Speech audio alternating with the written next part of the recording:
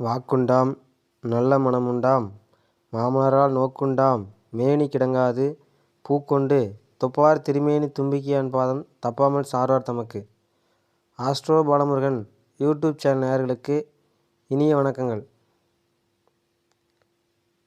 இன்றைய பதிவில் ஒருவருடைய ஜாதகத்தை பார்த்தவுடனே இந்த ஜாதகர் இன்றைய நாளையில் இவர் உயிருடன் இருக்கிறாரா இல்லையா என்று கண்டுபிடிக்க முடியுமா என்று பார்ப்போம். ஒரு ஜோதிடரிடம் ஜாதகம் பார்க்க வருபவர்கள் எதுவுமே சொல்லாமல் ஜாதகத்தை கொடுத்து விடுவார்.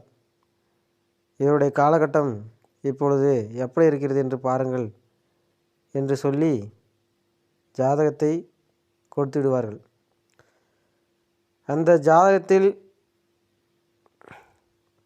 இப்பொழுது என்ன தசாபுத்தி நடக்கிறது, கோச்சாரத்தில் எந்த கிரகம் எப்படி சாதகமா பாதகமா என்றெல்லாம் நாம் பார்க்க வேண்டும்.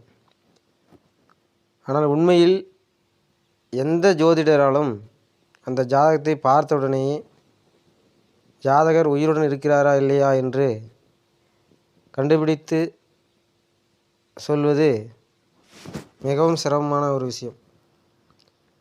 கடவுளுடைய அனுகிரகம், மந்திரம் உபதேசிப்பவர்கள், இன்ஸ்பிரேஷன் பவர் என்று சொல்லக்கூடிய உள்ளார்ந்த ஒரு சக்தி கொண்டவர்கள் மட்டுமே இந்த ஜாதகர் இருக்கிறாரா இல்லையா என்று விளக்கமாக கூற முடியும்.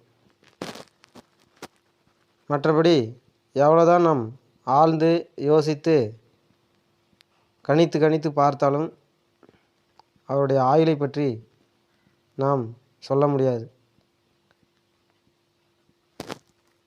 ஆனால் அதிலும் எந்தெந்த விஷயங்களெல்லாம் நாம் அவர் இருக்கிறாரா இல்லையா என்று கண்டுபிடிக்க முடியும் என்று பார்த்தால், ஒரு ஜாதகத்தை பார்த்தவுடனேயே அவருக்கு என்ன லக்னம், அவருடைய நட்சத்திரம், ராசி, அவருக்கு என்ன தசாபுத்தி பொழுது நடந்து கொண்டிருக்கிறது, அவர் கோச்சாரத்தில் எந்தெந்த கிரகங்கள் எந்தெந்த ராசியில் கடந்து செல்கிறது என்றெல்லாம் பார்க்க வேண்டும்.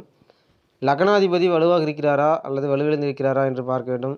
8ஆம் அதிபதி எங்கு இருக்கிறார், 8ஆம் இடத்தை எந்த கிரகமெல்லாம் பார்க்கிறது, சனி பகவான் ஆயுளுக்கு காரகமான சனி பகவான் எங்கு அமர்ந்திருக்கிறார், வலுவாக இருக்கிறாரா அல்ல வலுவிழந்து இருக்கிறாரா என்றெல்லாம் பார்க்க வேண்டும். ராகு கேது கிரகங்கள் எங்கு அமர்ந்திருக்கிறது, இதெல்லாம் அலசி 70% பலனை நாம் சொல்லலாம். ஆனால் கண்டிப்பாக இந்த ஜாதகர் உயிருடன் தான் இருக்கிறார் அல்லது மரணித்து விட்டார் என்று கண்டிப்பாக சொல்ல முடியாது. நன்றி, வணக்கம்.